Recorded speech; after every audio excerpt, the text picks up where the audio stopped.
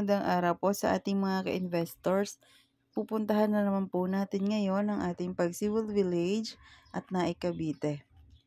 Isa po ang pagsibol sa pinakamagandang gawing investment dahil po 2 rides lang po ito papuntang Manila. Accessible din po siya papuntang Governors Ferrer Drive. At ang maganda din po dito, wala po itong down payment at wala din pong equity. Kaya makakaipon pa po kayo para pagandahin ang inyong unit. Makikita nyo po dito sa bandang kanan ang Pasinaya Home Central. Ayan. Ito po ang kauna-unahang pasinaya na gawa ni Raymulan. Tapos, ang daan pong ito, papunta na rin po ito sa Governors Ferrer Drive. Madadaanan po natin ang Pagsibol South na pagtatayuan ng ating bagong Pagsibol units.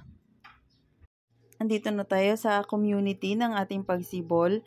Maliit lang po ang community niya at saka tahimik. Kung privacy po ang inyong hinahanap, maganda po ang Pagsibol para sa inyo. Deep well na rin po ang pinagkukunan ng tubig ng ating community. Kumbaga mayroon lang po tayong overhead tank para makapag-ipon ng pansupply sa ating mga homeowners. Hindi naman po mahirap dito ang tubig, hindi po tulad sa Manila na laging may water interruption.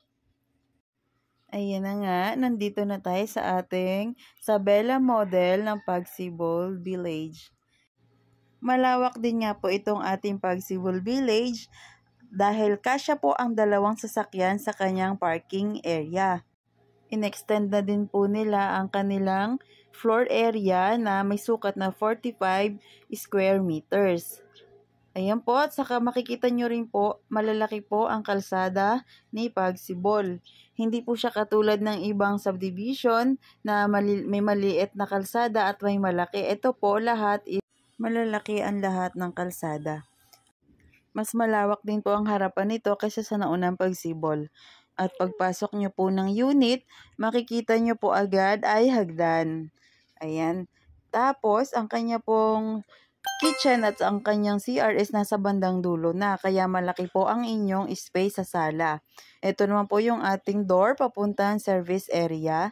Nasa labas na din po ang kanyang septic tank. Maaliwalas din po dito sa ating Pagsibol kasi ayan, makikita nyo.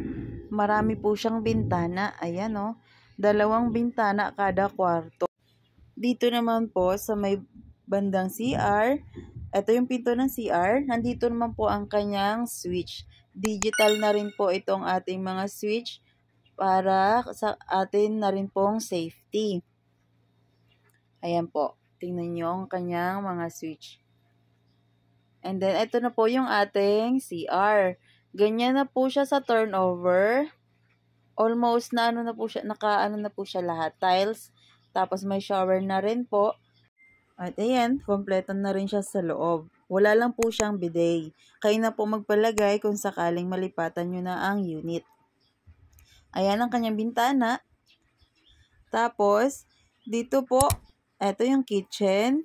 At saka sa kitchen niya, meron na rin po siyang, ang lababo, meron na rin siyang cabinet. At akyatin naman po natin ang ating unit. Ayan, ang kabuuan po dito sa baba. 9K plus monthly lang po ito. Ayan, 3 po ang kanyang ilaw sa baba. Tapos may isa pang ilaw doon sa kitchen. Hiwalay po yon. Ayan, ang kanya, ito po, mapapansin nyo sa tapat ng hagdan, meron tayong bintana na naman. Ang hagdan po niya yari sa bakal.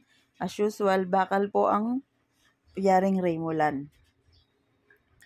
Window type aircon na nakaabang. Tapos ayan po mga bintana na sinasabi ko kanina. Para sa 2 kwarto, ayan may mga nakaabang na rin siya. Tapos yun, kasi kapag na-close na po si kwarto, maliwanag pa rin kahit walang ilaw. At ang kanya naman pong bubong ay may nakalagay ng insulated foil para makasangga sa init. Ayan. Maganda po itong ating Pagsibol. Almost 10K lang po ang monthly nito. Ayan, maganda na yung bahay mo. Malaki pa, malawak po siya. 10K cash out lang din po ito. Doon po sa 10K na yon nakapaloob na yung processing and move-in fee. Kasama na rin po doon ang pagpapakabit ng ilaw at tubig. Kumbaga, lilipatan nyo na lang po talaga. At ang maganda po dito sa ating bagong pagsibol, walking distance lang po talaga siya papunta school, elementary and high school po. At ang maganda rin po ngayon kasi mas dinagdagan po nila ang kanilang security at ang kanila pong amenities ay mas pinaganda rin po nila sa ngayon. Ayan, mapapansin nyo yung kalsada niya malawak, 'di ba? Mula dito sa taas nakikita natin kung gaano kalaki ang Pagsibol community. Hindi po siya sobrang crowded. Kaya maganda po talaga dito kaysa sa ibang subdivision. Ang required income po dito sa Pagsibol is 32,000. Pwede po ang combined. Basta mag-asawa po, pwede po. At pwede rin po ang first degree. Kamag-anak lang, bawal po ang hindi kamag-anak. Through Pag-ibig financing lang po ang ating pagsibol, kaya ang pwede lang po dito ang ating mga OFW at ang ating mga locally employed.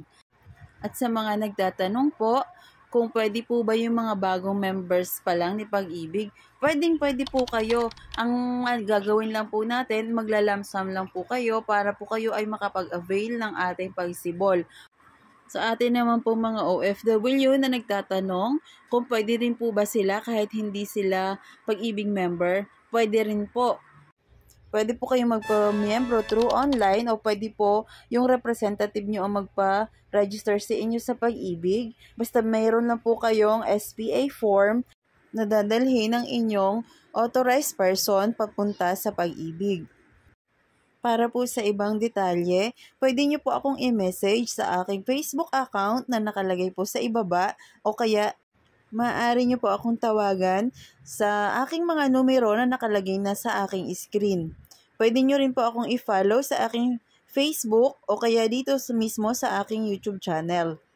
Check nyo na rin po ang aking description sa ibaba dahil nandyan po nakalagay ang ibang mga detalye ng ating Pagsibol Village.